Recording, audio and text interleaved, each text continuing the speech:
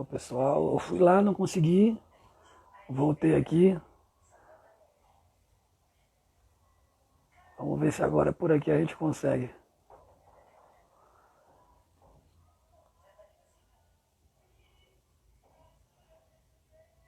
Acho que a dona Lúcia chegou aqui, não.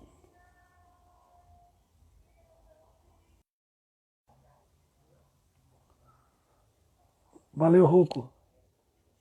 Eu fui lá e vi que tinha avisado. Estou esperando ela aparecer novamente aqui. Agradeço a todos pela participação, pela presença aí.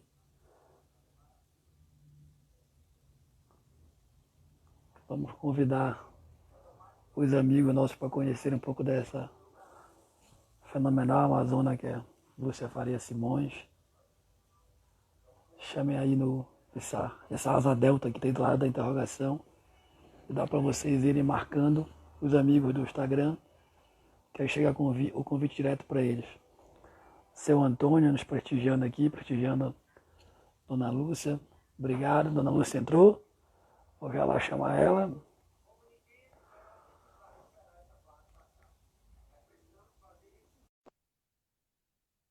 Já vi aqui, já essa, obrigado. Valeu, Rouco. Já solicitei aqui.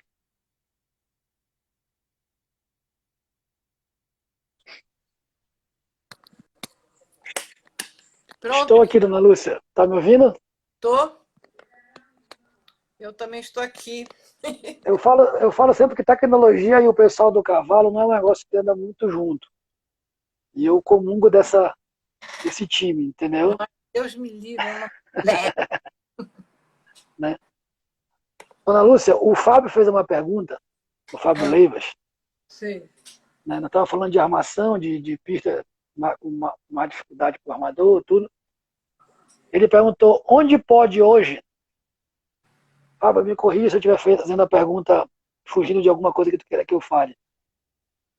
Onde hoje a gente pode dificultar mais? Na altura, na largura, no traçado, no tempo concedido?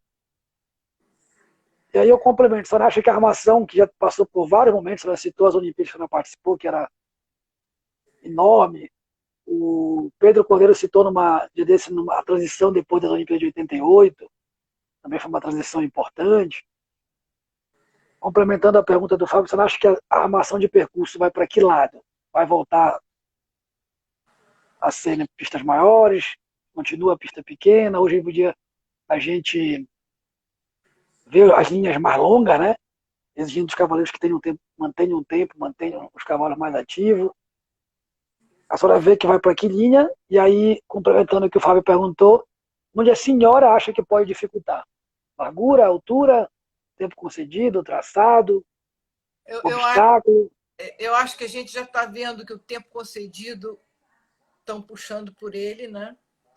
Porque o cavaleiro que consegue saltar dentro do tempo concedido um tempo mais curto, ele tem que estar com o cavalo muito melhor equilibrado, com mais facilidade para saltar os obstáculos num galope que o cavaleiro não tem que estar o tempo todo arrumando. Uma coisa que, por exemplo, a gente vê muito o Rodrigo Pessoa, ele entra numa pista e sai dela sempre super dentro do tempo, e você não vê ele arrumar o cavalo, puxar um rédea, uma outra, fazer um trabalho pelo meio da pista. Aquilo, o Muito sino igual, toca, né? ele segura aquelas duas rédeas ali juntinho igual.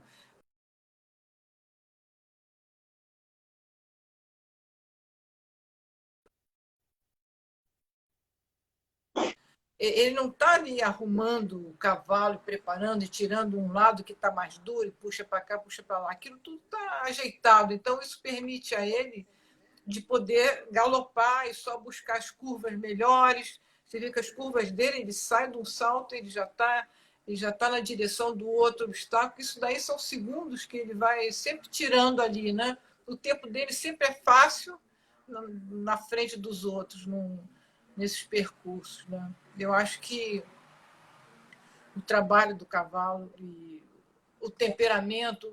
Você arrumar um cavalo que seja mais fácil é sempre uma boa premissa ali, não é? Um cavalo mais dócil, um cavalo com melhor equilíbrio, ou então o seu trabalho te permite fazer o seu cavalo ficar mais dócil, mais bem equilibrado, você ser uma pessoa que sabe chegar lá e arrumar o seu cavalo melhor. Então, eu acho que o cavalo tem que estar muito bem arrumado e eu acho que um caminho é esse, o tempo concedido.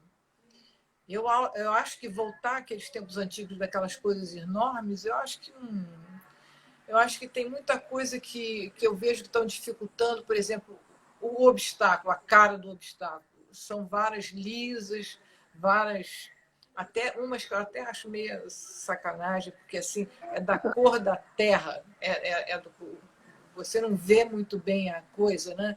Então, são truques que o armador usa que até às vezes parece que não é fair, não é legal, né? Concordo. Fica dando uma rasteira no cara, né? Então você pode dificultar as distâncias, por exemplo.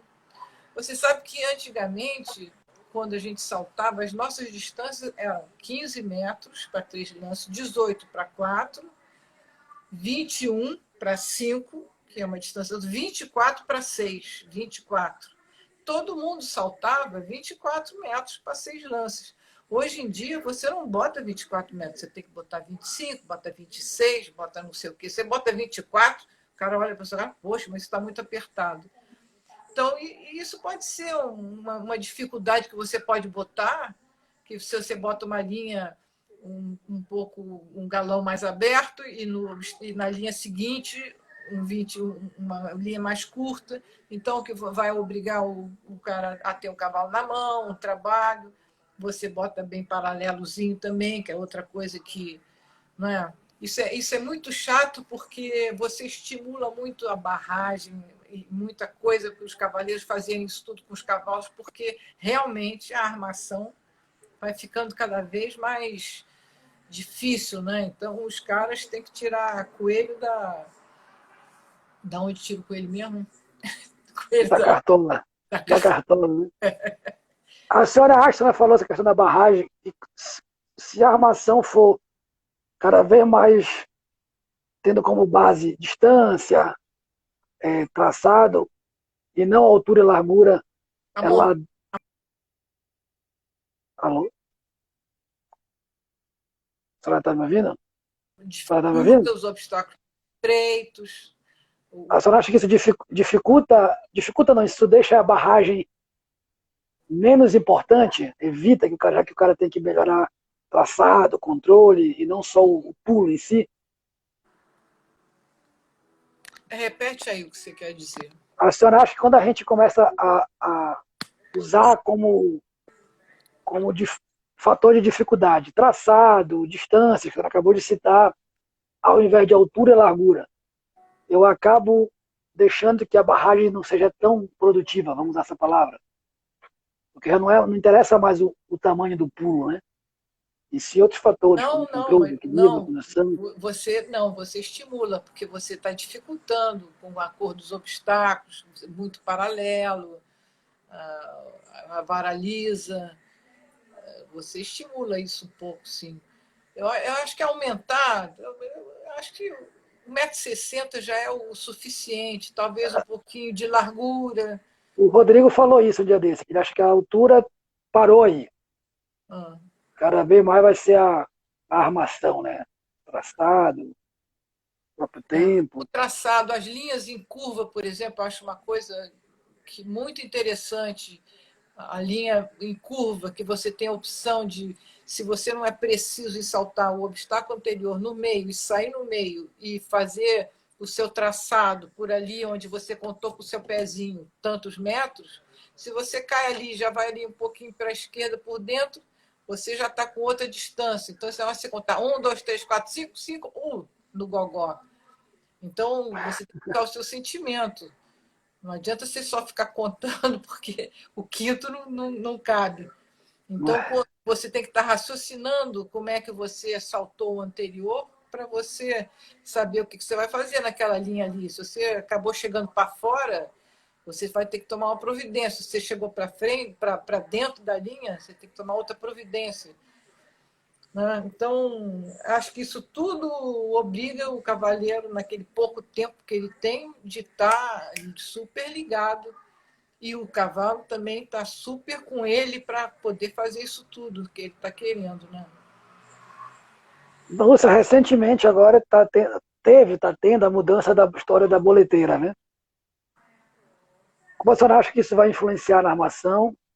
Como os Olha, armadores vão ter que se esse negócio de adaptar a essa boleteira, história? não, nem fala de boleteira, eu não entendo nada dessas boleteiras, nem vem com esse negócio de boleteira que eu não tenho nenhum conhecimento profundo para dar minha opinião, não, sabia?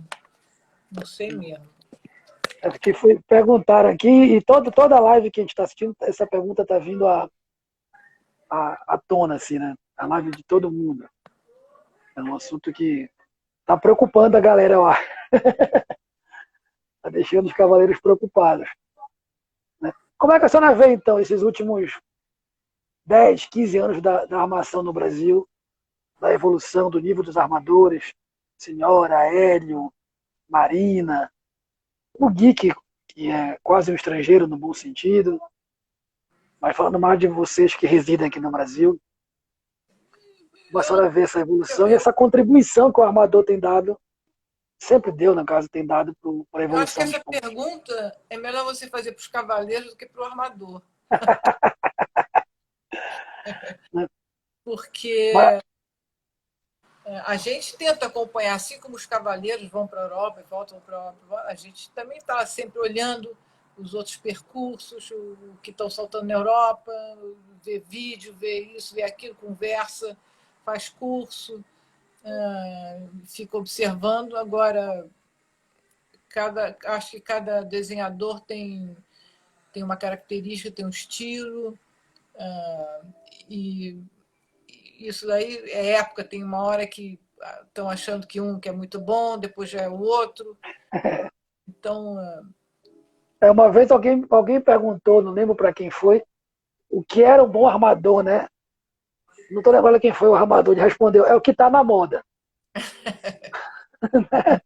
É o que armou o último Mundial, a última Olimpíada, alguma coisa assim. Né? É muito mais de gosto pessoal, né? Não, você sabe, não concordo muito, mas é o que o pessoal fala por aí. você sabe que uma coisa que eu tinha pensado de falar com você sobre esse assunto é que nos campeonatos, por exemplo, aqui no Brasil, que você tem os campeonatos brasileiros e tem 3 provas, né? Então, você faz aquelas 3 provas, 2 percursos, e depois você tem 0. Você tem, às vezes, 6 cavaleiros, 8 cavaleiros com 0 pontos no campeonato. E aí você vai decidir o campeonato numa prova ao cronômetro em 6 obstáculos. Quando o cavaleiro saltou muitos regulamentos de campeonatos, tem dois grandes prêmios, né? 2 percursos iguais e 2 percursos diferentes. Então, eu acho que, para mim, a prova que eu sempre achei espetacular e sempre gostei de saltar e acho que é a coisa assim que realmente instiga o cavaleiro é um grande prêmio. Então, um grande prêmio bem armado, com as suas dificuldades e tudo isso, é que mostra o bom cavaleiro. Então, eu tenho pena que quando a gente termina um campeonato e que você tem que decidir o campeonato em 6 obstáculos ao cronômetro. Às vezes vai um mais louquinho do que o outro e ganha, sabe, faz uma. Então, eu acho que o resultado dos campeonatos brasileiros tinham que ser sobrar um com 0 pontos do campeonato. E fazendo um funil até lá, né? Pois é. Fazendo um funil. O Fábio perguntou aqui um negócio muito legal. Discretamente você vai levando aquilo e você vai tirando, que pelo menos fiquem 2 ou 3, assim, mas eu tenho pena quando ficam 6, por exemplo. E aí, depois de se saltar 2 grandes prêmios, né, com 12 obstáculos, 3 obstáculos, 2 vezes, aquilo tudo, você vai chegar e decidir o campeonato em 6 obstáculos ao cronômetro. Não fica até justo, né? Eu não acho justo. Falamos juntos aqui. O Fábio perguntou aqui, e falou de uma pessoa que eu tive até o privilégio de já saltar a prova dele. Eu também não sou tão jovem. E pediu a senhora falar um pouco do Coronel Gilberto. Ai, nossa, ele dava muito E trabalho para a gente, porque eu só também com ele. Não, ele realmente era um cara que não tinha pena da gente, não. E às vezes ele começava a pista já com distância de 4 lances, 3 lances. Aquilo era. Até ele no começo ele era demais. Né? Ele era muito. Depois ele foi chegando ao meio termo e ficou um super desenhador, o Gilberto. Né? Ele tomou conta realmente de uma boa temporada aqui de alguns anos, e ele era o cara que sabia exigir o que você podia exigir, porque no comecinho ele exigia, mas estrangulava um pouco a gente. Depois ele teve um meio termo onde ele exigia ou então todo mundo aprendeu a saltar também, né? se for parar para ver, teve uma geração aí que competiu com ele que despontou, né? Que, que estourou nas pistas, né? E tinha as pistas dele como desafio, né? É. Tem uma pergunta aqui de uma pessoa que você não deve até conhecer. Uma tal de Tereza, nossa querida Tereza lá da Paulista. A Tereza está te perguntando aqui. É. A A Tereza senhora quer tem. a gente? Tereza, nossa parceira de pista. Fala, Tereza. Ela está perguntando aqui. Quando eu falei que era a senhora que ia ser uma das lives, ela ficou super feliz. E ela me adora, a senhora sabe disso, né? Ela pergunta aqui se ela tem vontade de armar alguma pista, algum percurso, algum concurso famoso, desculpa. Algum percurso famoso? Algum concurso famoso, qual seria?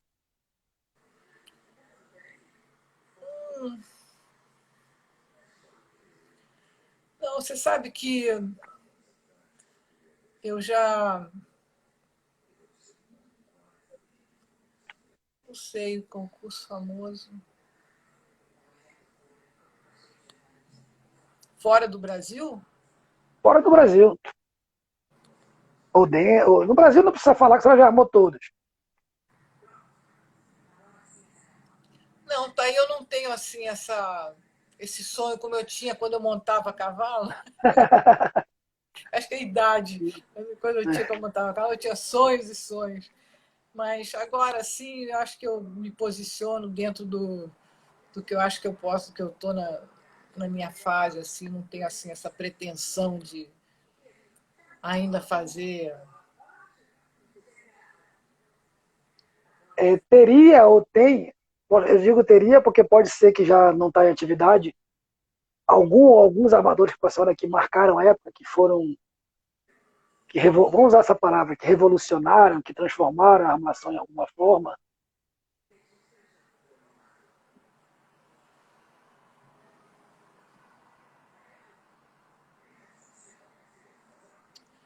Eu sei pelas histórias que o Denemit armou aquelas Olimpíadas, que ganhou o americano montando aquele cavalo Turdilho. A de 88, é isso, Los Angeles? E que o Antônio até estava lá de chefe de equipe e tudo, que foi O Pedro falou de. uma Olimpíada que mudou vários conceitos. Foi a primeira vez que apareceu vara lisa, vara de uma cor estranha, assim. Eu acho que ele fez alguma coisa diferente. E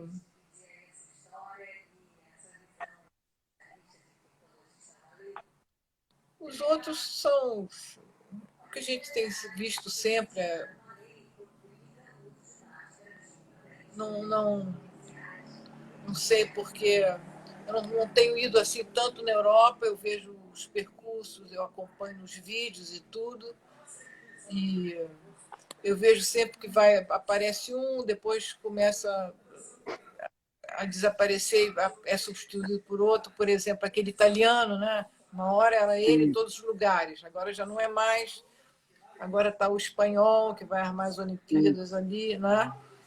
Isso vai sempre mudando, porque até as pessoas, você acaba que você mudar, você está sempre inovando e fazendo coisas diferentes, porque isso é hora de armar pista, eu vou te dizer que é muito pior armar pista do que montar cavalo. Para mim, era muito mais fácil saltar do que fazer esses percursos, que depois você repetir, você tem que ter aquela inspiração. Agora a curva não pode ser mais para a esquerda que para a direita, os dois duplos na mão, troca tudo. Meu Deus, é um sofrimento que eu vou te contar. Eu vou te dizer, armar pista, você fica meio no meio do sofrimento. E para mim, eu não sei como é que são os outros desenhadores que faz aquilo facilmente, mas eu passo perrengue para fazer isso. Tem um assunto que é até um pouco polêmico, né? Entre os armadores e os cavaleiros no meio hípico. O famoso rio. Uhum. Né? Como é que a senhora vê isso? O rio tem que ser extinto, o Olha, rio deixa para eu dentista. adorei ter visto a entrevista do Neco. Não sei se você viu naquele live com Né? Não, eu não vi. Amanhã passos e tem tudo ele com o isso. João também. Ele falou, o Neco falou do Rio. Eu, a minha vida inteira, eu saltei o Rio. E na minha época, o Rio era sempre, na Europa, todos os concursos lá, era 5 metros. 5 metros sempre. Esse, Sim. esse vídeo aí saltando em Arnhem, por exemplo, você vê que eu vou indo, não, tomo um embalozinho. O Rio tem 5 metros. Nas Olimpíadas, o Rio tem 5 metros. Em tudo quanto é canto tinha 5 metros. E a gente saltava esse rio, saltei a minha vida inteira. Graças a Deus nunca me aconteceu nada, mas agora está essa coisa de que o rio é perigoso e tudo. O Neco foi absolutamente contra, deu uma gozação danada e tudo. E eu não sei, eu fico pensando, por exemplo, tira o rio, mas a Prova das Nações tem rio, não é? Sim. Você prepara um cavalo, você vai vender um cavalo. Agora estão tirando o rio de todos os clubes, não tem mais rio. Então, como é que você vai treinar o cavalo para começar a saltar o rio? O cavaleiro, o mirim, pré-júnior, tudo isso, tem que aprender a saltar o rio. Para você saltar descontraído. Eu vejo, por exemplo, armando essas seletivas, que a gente tem que botar o rio. É uma chateação isso, porque agora já não tem mais rio, a gente tem que montar aquele rio ali. Os cavaleiros ficam assim, sempre mal desconfortáveis para saltar o rio. Coisa que, antigamente, a gente saltava esse rio toda hora, com obstáculo antes, com obstáculo depois, com duplo, com tudo, com vertical a 4, 5 lances depois, sabe? Duplo, E, né? hein? Duplo na Duplo, né? frente, claro. Bota duplo de vertical, coisa. Lá nas Olimpíadas que eu saltei, não tinha um duplo de óxido rústico. Dioxana falou, incrível. Depois do rio, contra o sol, que você não via vara nenhuma, o rio com 5 metros. Tem uma fotografia. O meu cavalo não era muito bom de rio. Ele deixava uma mão para trás, assim, às vezes, sabe? Então, eu tive. Até foi uma coisa engraçada que aconteceu comigo. No percurso individual, estava lá o rio enorme de 5 metros, e na frente tinha um obstáculo. Então, quando eu fui para o Rio, eu disse, bom, ele não vai dar o salto grande, ele vai fazer a falta e tudo, e eu estava com a minha cabeça pronta para me arrumar entre o Rio e o obstáculo seguinte. Aí fiz a curva, vim, e montei, cheguei bem e tudo, só que aí o cavalo deu um salto enorme no Rio e caiu lá do outro lado. E aquilo me surpreendeu, porque aí mudou um pouco o que estava na minha cabeça. E aí eu botei a mão um pouco rápido e forte nele. Ele tinha a boca muito leve. Quando eu fiz isso, ele saiu da direção do obstáculo da frente do rio. E você sabe que eu tive que dar uma volta, e saltar o obstáculo. Esse foi meu perdi 3 pontos naquela época, porque Na época era 3, né? fiz essa falta, essa volta é a outra coisa, eu fiz uma falta num oxerzinho bobo na primeira passada. Fiz 7 pontos no primeiro percurso por causa disso. O carro, de repente, deu um salto, saltou o rio de verdade. Que já na prova de equipe, tinha até uma fotografia minha no Le Perron, na capa do Le Perron, era um salto com o meu cavalo no rio, e ele com uma mão atrás, para trás, assim, fazendo a falta do rio da prova de equipe, que foi no Estádio Olímpico. Uma mão para trás, assim. Mas o rio é uma curiosidade, que é um obstáculo difícil, em cavalos que têm dificuldade de saltar limpo. É uma coisa a mais para você armar e, de repente, fazer falta e E provocar. principalmente o pós-rio, né? É, Também, né? E antes também, nosso Gilberto, Sim. ele botava cada coisa. Antes também é muito difícil. Antes, às vezes em curva, e o rio. Então, se você foi para lá ou foi para cá, você sabe. Que muitas vezes o cara vai preocupado com o rio e não com um salto que antecede, né? Era uma boa dificuldade dentro de um percurso, era o rio. Mas realmente agora, e depois estão tirando de todos os clubes, né? Sim. E aí dizem, não, mas aí a gente bota aquele outro rio. Você nunca bota aquele outro rio, porque é uma dificuldade para levar, para botar, acaba que ninguém treina. Então, o que me preocupa é que depois as pessoas fazem o cavalo e é um cavalo que não salta o rio. Porque o cavalo tem que, desde os 5 anos, saltar o rio, vai saltando, vai saltando.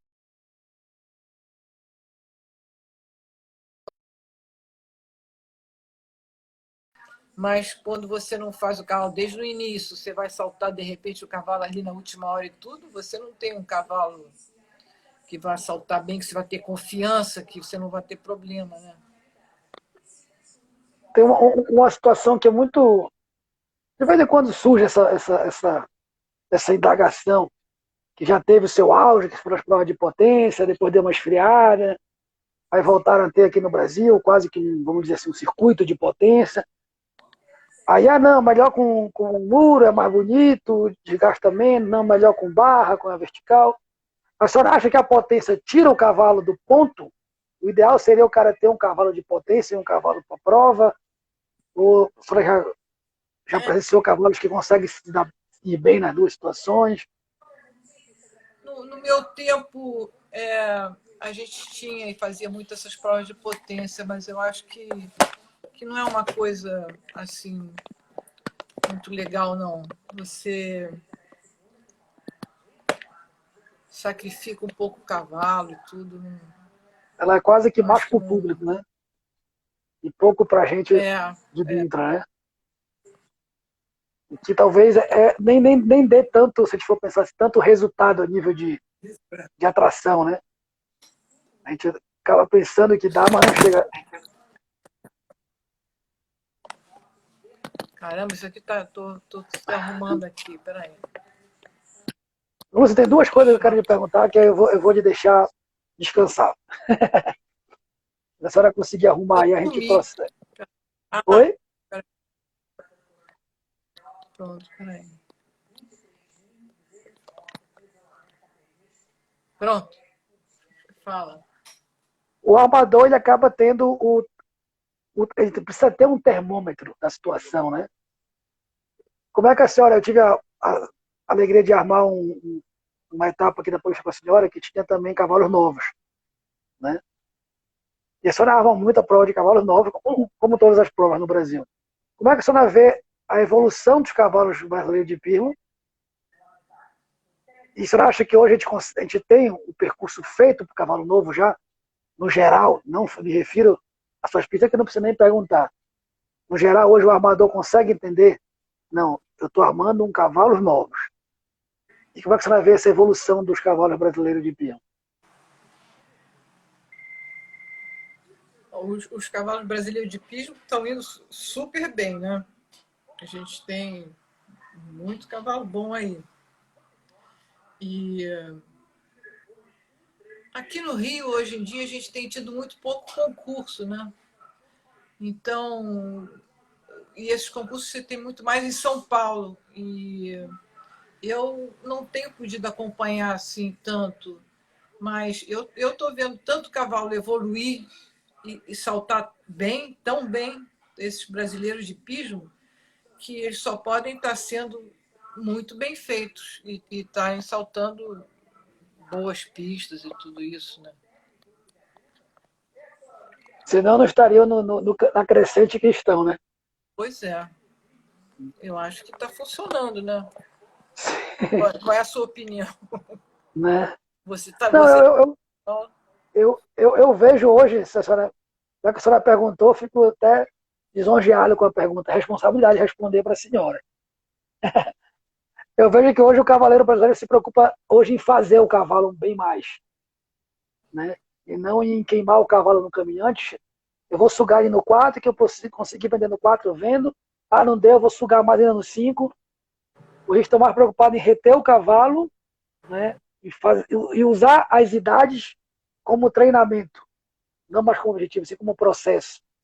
É uma leitura que eu faço, não sei se a senhora concorda. passou um negócio aqui fazendo um barulho que eu não ouvi nada. É, eu disse que até é um desafio responder uma pergunta sua, ainda mais quando se fala de armação, né? Eu vejo que hoje os cavaleiros estão mais preocupados em usar a própria cavalos novos, 4, 5, 6, 7, como processo, né? E não mais como eu vou usar 4 anos para vender o cavalo, ah, não consegui, eu vou usar 5 anos para vender. Não, eu vou vendendo 6, O que você não, quer e dizer com o processo? como etapa, né? Como, vamos usar aquela palavra que até quando eu vou empistar o cavalo, ganhar experiência. Ah, Eu quero chegar no grande prêmio. Acho que hoje os cavaleiros estão mais preocupados com isso. E usar, de fato, como nível de formação. Estou formando o cavalo. então, isso é E não bom. mais, e não mais competindo, né? Não vou Uhum. encarar 4 anos que eu preciso ser campeão, não. Eu preciso. Eu acho que hoje Preparar esse é um. o cavalo. Ah, Sim, né? Eu vejo dessa forma. E fico feliz, né? Que seja dessa forma, né?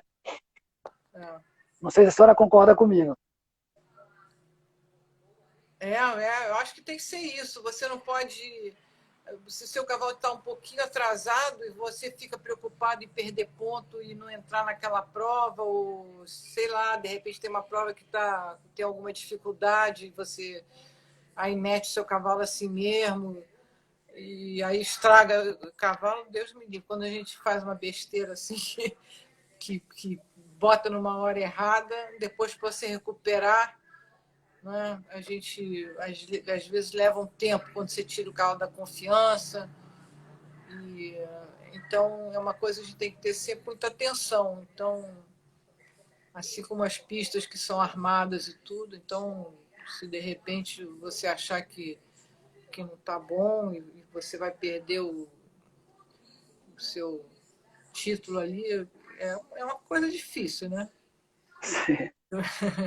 E você O, arrisca ou não arrisca. o Rocco fez um comentário aqui que a senhora armou uma temporada inteira do BH e armou por anos o Brasileiro de Cavalos Novos. Fez aqui um É. adendo aqui sobre isso. Tem uma outra situação que a senhora esteve à frente, esteve cuidando recentemente, que eu tive o privilégio Você de sabe que estar aí no Rio. quando eu armei esse tempo, o Rocco acreditou em mim, me chamou para fazer isso e tudo. E depois eu me lembro, eu tenho assim, eu tenho uma coisa aqui atrás aqui, que eu sempre penso que eu comecei a ter muitos concursos e junto com o concurso de cavalos novos, aí eu tinha que armar o nacional, o concurso que estava junto também, sabe? E começou a ser muita coisa. E eu senti que eu comecei a não armar o bem. Né? Exatamente aí nesse tempo aí do Rocco, quando a gente fez um início com o francês que arma o concurso lá do campeonato mundial de cavalos novos e tudo, ele veio aqui, a gente iniciou um negócio bacana e tudo, e eu me lembro que eu armei um tempo e depois fiz umas coisas que eu mesmo também não gostei, não funcionou muito legal. Eu estava com muita coisa, sabe? Era muito concurso com mais as outras provas e ficou uma coisa meio complicada, muito misturado. Tem um outro assunto, vamos chamar assim, que a senhora esteve à frente recentemente, organizou com muito afinco, com muita seriedade, que foram os cursos da FEI, de formação de instrutor. Foi. Né? Que eu tive, inclusive, o privilégio de participar, estar aí no Rio. Né? E como é que a senhora vê essa preparação? Você acha que o Brasil consegue enxergar uma formalização, de fato, ter essa situação, vamos chamar assim, resolvida, já que é tão polêmico, não tem informação, não tem instrução, não tem Bom, obrigatoriedade, não tem Roberto, critério? desde que eu me entendo eu há muitos anos eu tive até na CBH, fui diretora técnica da CBH há uns anos atrás, muitos anos atrás, e quando eu comecei a olhar mais para esse lado assim de diretoria, de federação e dessas coisas, que se tenta, quantas pessoas eu vi começar a fazer se ocupar, recentemente até o Pedro Cordeiro, da gente organizar a instrução, você ter provas, você fazer os instrutores terem... Como a gente fez, você fez aquele curso, né, lá da FEI, que eu organizei lá no Rio, e que a gente fez já 2 níveis, por exemplo, mas é um curso, ele fica caro para você organizar, porque eles te obrigam a dar milhões de coisas. E eu até depois quero ver o que a gente vai fazer com o resto, porque a gente tem que terminar aquilo, né? Mas você tem que arrumar um patrocinador para você conseguir fazer aquilo, fazer esse curso. Mas aqui no Brasil, várias pessoas começaram e depois nunca ninguém conseguiu terminar essa e normatizar a instrução e os professores, essa coisa toda. A Sempre. senhora, a senhora entende que essa formalização, essa profissionalização seria um fator de diferencial para o nosso firma na formação dos alunos? Eu acho que, principalmente o básico, o início, a gente pode estruturar melhor, porque a gente tem muitos lugares, muitas escolas e tudo isso com cavalheiros que têm conhecimento, mas não chegaram a ter tanta experiência assim. Porque mesmo para você dar aula para iniciante, você tem que ter uma experiência. E eu acho que a gente podia desenvolver mais esse início das escolas e tudo isso. É um assunto sempre muito... levanta muitas questões, né? Depois, os cavaleiros já, já saltaram, que já saltam mais provas e tudo isso, e que dão aula, né? E que depois cada um dá aula onde quer, onde quiser, e para quem quiser, e tudo isso, né? Não tem nada regrado nem nada disso. Então a Sim. pessoa chega lá e escolhe o seu professor. Muitas vezes a pessoa... Eu acho que se eu for levar meu filho para ter aula de um esporte qualquer, eu vou querer saber quem é o bom, quem não é, né, qual é o currículo da pessoa, tudo isso. E eu acho assim que você faz, e a gente tem bons instrutores aqui no Brasil, hoje em dia. Né? Eu acho que esse contato, dessa coisa de você ir para a Europa e voltar, que hoje em dia se faz com tanta facilidade, né? É Sim. super, super. importante. E acho que adiantou muito, muito, muito. Hoje em dia, eu vejo esses júniores montando, eles estão montando super bem. Além de ter cavalos tão bem trabalhados e tudo isso, eles te surpreendem. Eu sei porque eu armo as pistas às vezes que eu digo, ai meu Deus, isso está difícil. E eles vão lá e saltam aquilo tudo ali. Outra situação que também é recorrente, o famoso tempo ideal. Né? Como é que a senhora vê essa situação? A senhora é a favor? A senhora acha que no Brasil tem que ser com o tempo ideal? O que a senhora pensa a respeito disso?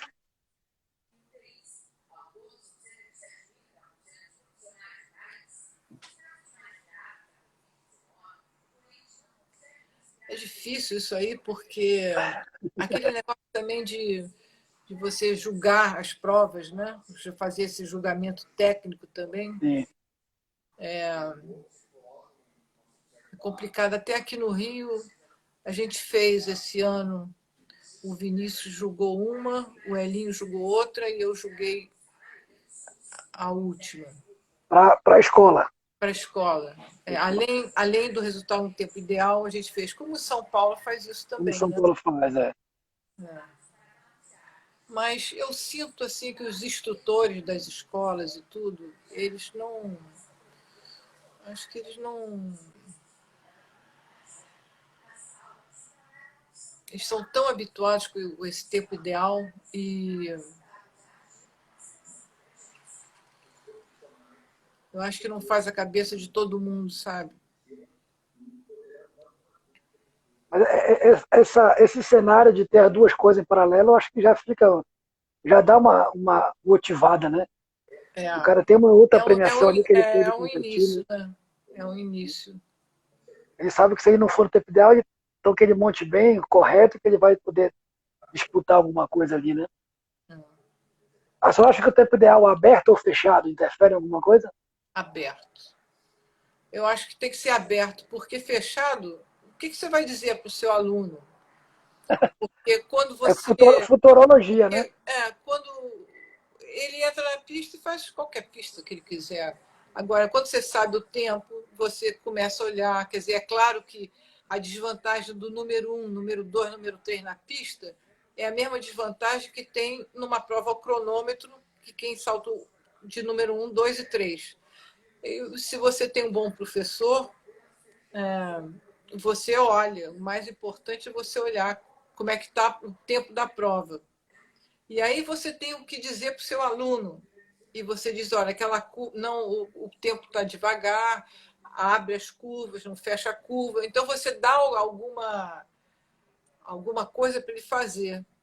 Agora, quando você não tem noção do tempo, por exemplo, esse percurso aqui está apertado. Então aquela curva ali você faz por dentro, ou vai rápido, salta sempre e faz a sua curva, não perde tempo na curva e tudo. Faz os dois pensarem, né? Então, O você tem instrutor e o alguma aluno, né? coisa, pois é, você tem alguma coisa para dizer, alguma instrução para dar, mas quando você não tem noção do tempo, você vai dizer o quê? Vai por aí andando pelo caminho, segue o caminho da bicicleta, aquelas coisas, sai que negócio da bicicleta, passa a bicicleta na frente de todo mundo. Sim. Dona Lúcia, acabei de ver aqui que já tem quase 2 horas. Mentira! E eu falei assim, 1h30 vai ser muito, Alberto, socorro. Eu quero, em meu nome, em nome de todo mundo que acompanhou aqui, lhe agradecer muito. Mais do que lhe agradecer pela participação, quero agradecer pela sua contribuição, pelo seu papel, pela sua história no hipismo brasileiro, como profissional, como amazona e como armadora hoje, que já tem um bom tempo, pela sua contribuição, e estendo isso à sua família, que é uma família do cavalo, ao seu esposo, e dizer que a gente aprende muito. Não conheço ninguém, sabe que armador ou é muito legal ou é carrasco, né? Eu não conheço ninguém que não goste das suas provas, mesmo sabendo a dificuldade. Todo mundo fala que é um desafio, que é um momento de aprendizado. As provas que eu tive o privilégio de estar com a senhora, que eu espero que tenha muitas outras, várias pessoas me cumprimentaram que não me viram, cadê a Lúcia? Dá os parabéns para ela, tá fantástica a prova. Cadê a Lúcia? Não consegui falar com ela. Todo mundo tem Mesmo, esse. é? Nossa, que bom, a Tem, gente nunca ouve essas tem, coisas. né? E isso é muito legal. Como eu lhe falei, eu acredito muito, defendo essa ideia do papel do armador na evolução, no crescimento do esporte, e a senhora, para mim, personifica isso tudo. Então é um prazer falar com a senhora. Muitíssimo obrigado. Agradeço a todo mundo que está aqui. E eu tinha dito que eu ia começar com uma mulher, que não tinha feito nenhuma mulher ainda, mas eu falei que ia ser a mulher. Né? Roberto, Então, por olha isso, só, a senhora foi escolhida. eu te agradeço a oportunidade de vir aqui conversar um pouco e eu acho que toda essa geração nunca me viu. Primeiro, nem montar, né? Então, nem sabe muitas vezes, como você falou, né? O que essa senhora está fazendo aí, armando pista? Por que ela está armando? Desde quando que ela sabe alguma coisa e tudo? Então, a gente conversar aqui, trocar essas ideias e tudo, para mim foi ótimo. E eu tenho que te agradecer essa, essa oportunidade. Que isso, eu que agradeço profundamente mesmo. Um forte abraço para a senhora, para todo mundo. Que a gente passe logo por essa situação que está deixando todo mundo meio maluco, né? Isso aí. Vamos sair E do outro lado. que a gente Isso. volte a se encontrar, né? É. Um Então, muito beijo, obrigado novamente Roberto. e obrigado Obrigada a a todos. você. Grande Tchau. abraço, dona Lúcia. Fique com Deus. Bom Tchau. domingo, bom sábado.